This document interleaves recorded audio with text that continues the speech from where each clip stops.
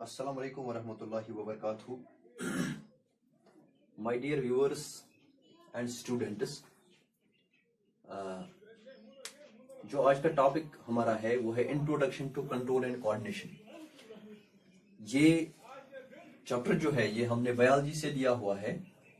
ये बायोलॉजी का एक इम्पॉर्टेंट चैप्टर है और इसको हम आज से शुरू करने जा रहे हैं। तो सबसे पहले जो इसमें टॉपिक है वो है introduction to control and coordination.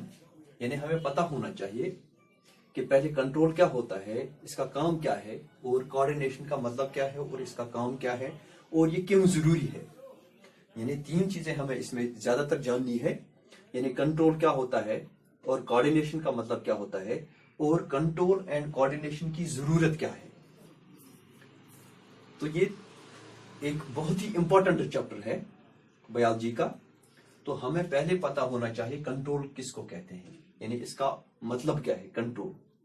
Control एक ऐसा पावर है हमारी बॉडी में या किसी भी ऑर्गेनिज्म, जो भी लिविंग ऑर्गेनिज्म है उसमें एक ऐसा पावर है जो या तो रेस्ट्रेन या रेगुलेट करता है कि कब किस चीज को स्टार्ट करना है और कब किस चीज को स्टॉप करना है। यानी काम कब स्टार्ट करना है और काम कब स्टॉप करना है, स्टॉप कब करना है और स्टॉप कब करना है। ये कंट्रोल होता है हमारी बॉडी में। मुख्तलिफ ऑर्गन्स इसके लिए काम करते हैं, वो हम अगले क्लास में पढ़ेंगे। इस वक्त हम सिर्फ इंट्रोडक्शन या मीनिंग हम पढ़ते हैं, कंट्रोल का मतलब क्या होता है। यानी इसका मतलब ऐसे होता है, जब हम क्लास में चले जाते हैं बच्चे शोर करते हैं, इस तरह से भी आपको समझ आएगा। बच्चे जब शोर करते हैं तो हम मुख्तलिफ तरीकों से, मुख्तलिफ मेथडों से उन बच्चों को कंट्रोल करते हैं, यानी उनको शांत करते हैं। शोर मत करो, नॉइज पोल्यूशन मत करो, बाहर मत निकलो, बोर्ड की तरफ देखो। तो ये एक ऐसा पावर होता है टीचर के अंदर जो इन बच्चों को, 100 बच्चों को, 200 बच्चों को, 40 बच्चों को एक अपने मेथड से, अपने जरिए से कंट्रोल करता है। इसी तरह से हमारी बॉडी में या बाकी ऑर्गेनिज्म जो है उनकी बॉडी में एक ऐसा पावर होता है, कैसा विल पावर होता है, power of restrain and regulation by which something can be started और स्टॉप्ड। किस तरह से कब काम करना है, कब काम करना है और कब इसको स्टॉप करना है। ये हमारे अंदर एक ऐसा पावर होता है कि हम कभी वॉलंटरी कभी इनवॉलंटरी तरीके से स्टॉप भी करते हैं और स्टार्ट भी करते हैं। तो ये इसको हम कंट्रोल कहते हैं। लेकिन इसके साथ साथ ये तब तक काम नहीं कर सकता जब तक न कोऑर्डिनेशन हो। तो अब पहले हमें पता होना चाहिए कोऑर्डिनेशन क्या होता है। ये एक ऑर्डरली वर्किंग होती है, डिफरेंट मगर इंटर रिलेटेड पार्ट्स जो हमारे होते हैं वो इकट्ठे काम करते हैं, मुख्तलिफ काम करते हैं। कभी एक काम करते हैं या इससे ज्यादा एक्टिविटीज करते हैं। यानी इसके आपको समझ आएगा, मिसाल के तौर पर it is orderly working of different but interrelated parts so as to perform one or more activities. ये एक सीक्वेंशियल वर्किंग होती है, ये एक ऑर्डरली वर्किंग होती है। हमारे जो कंपोनेंट्स हैं या सब कंपोनेंट्स जो हमारी बॉडी में होते हैं उनका काम जो होता है ये एक ऑर्डरली वर्किंग होता है, ये एक सीक्वेंशियल वर्किंग होती है। ये रफ वर्किंग नहीं होती है, ये कोई खुरदुरा वर्किंग नहीं होती है। डिफरेंट कंपोनेंट्स या डिफरेंट सब कंपोनेंट्स या ऑर्गन्स इसमें काम करते हैं, लेकिन वो एक दूसरे के साथ रिलेटेड होते हैं, वो एक दूसरे के साथ इंटर रिलेटेड होते हैं। जब वो एक दूसरे के साथ इंटर रिलेटेड होके आपस में कोऑर्डिनेशन करें, आपस में इंटर रिलेट हो जाए, तब ये कोई काम कर सकते हैं, तब ये अपना वर्क परफॉर्म कर सकते हैं, तब ये अपना जॉब, तब ये अपनी एक्टिविटी परफॉर्म कर सकते हैं। कभी एक काम भी कर सकते हैं, कभी एक के बजाय एक वक्त में एट द सेम टाइम 2-4 काम भी हो सकते हैं।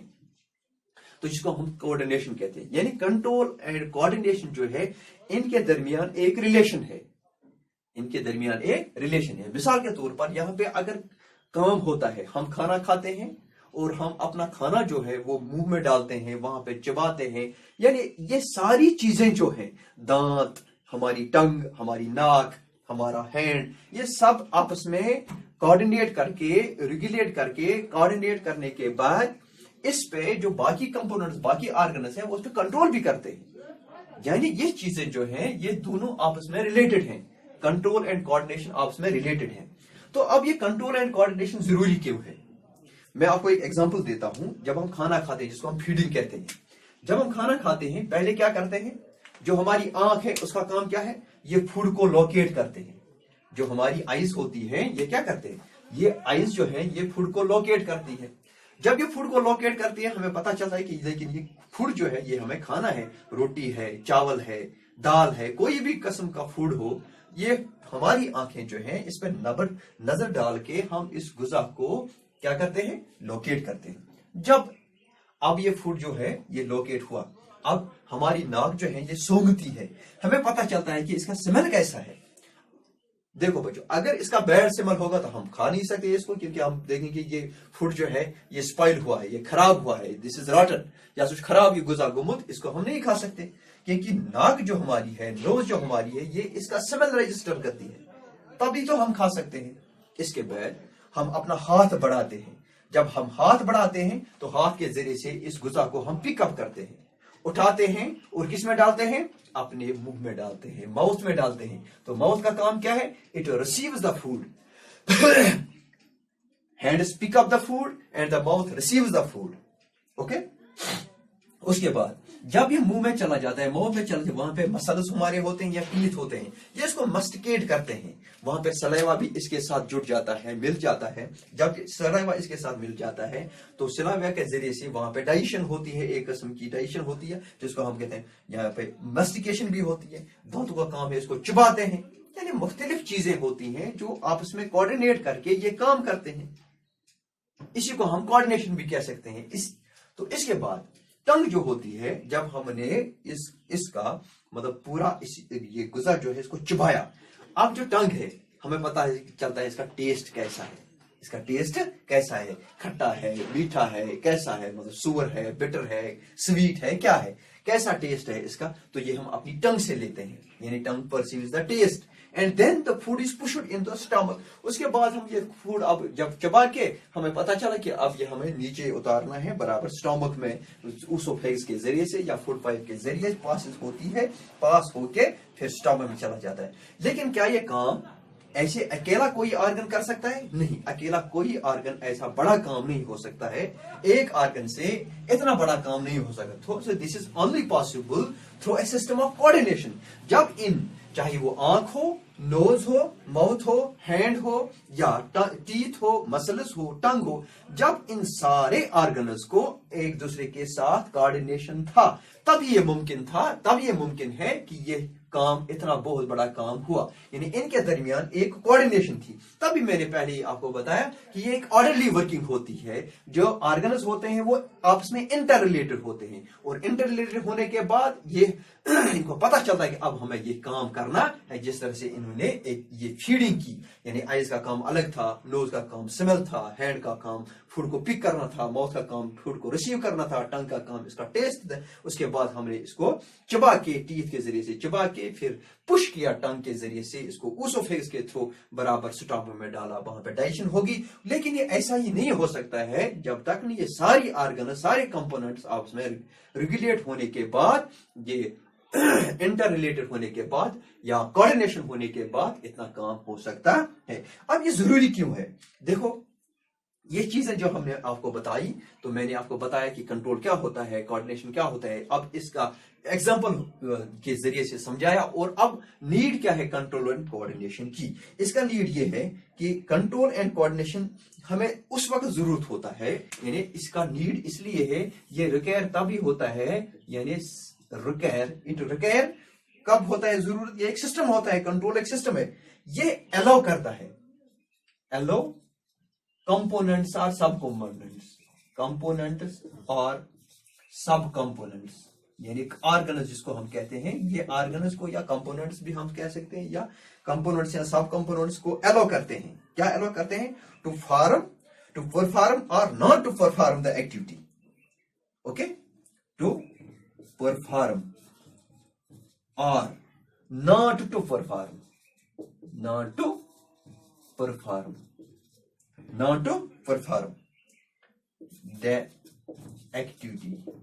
जो एक्टिविटी होगी, जो काम होगा, इसको क्या करना है?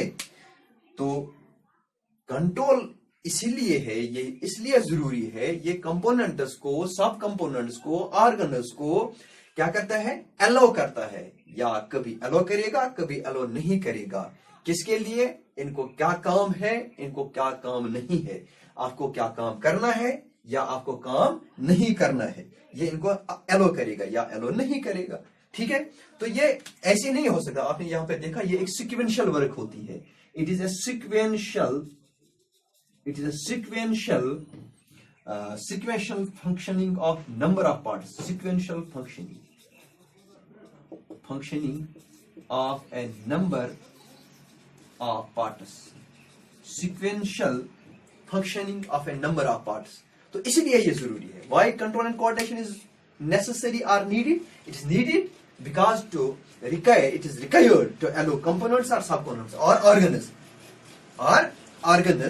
to perform or not to perform the activity which has been prescribed and it is actually a sequential function of a number of parts of our body جو ہماری باڈی سے آئیز ہے فار ایگزامپل نوز ہے جس طرح سے میں نے ایگزامپل کے ذریعے سے آپ کو بتایا تو میں نے آپ کو یہ بتایا کہ ہم اس وقت انٹروڈکشن پڑھتے ہیں کنٹرول اینڈ کوآرڈینیشن کا پہلے میں نے آپ کو بتایا کنٹرول کیا ہوتا ہے یہ ایک کنٹرول جو ہے یہ ایک پاور ہے کب کام سٹارٹ کرنا ہے کب نہیں کرنا ہے اور یہ تبھی ممکن ہے جب کوآرڈینیشن ہو جب انٹر ریلیٹڈ آرگنز آپس میں کوآرڈینیٹ کریں تبھی کوئی کام ممکن ہے اور یہ ضروری کیوں ہے یہ ضروری اس لیے ہے کیونکہ جو آرگنز ہے جو پارٹس ہے باڈی کے وہ ان کو کب کام کرنا ہے اور کب کام نہیں کرنا ہے لیکن یہ ایک سیکوینشل فنکشننگ ہوتی ہے پارٹس کی جو ہماری باڈی میں پارٹس ہوتے ہیں ان کی ایک سیکوینشل فنکشننگ ہوتی ہے یہ کھردرا یا رف ورکنگ نہیں ہوتی ہے جو آنے والی کلاس ہے اس میں ہم پڑھیں گے پھر اینیمل نرو سسٹم پڑھنا ہے ریفلیکس ایکشن پڑھنی ہے یا باقی بہت ہی امپورٹنٹ چیپٹر ہے یہ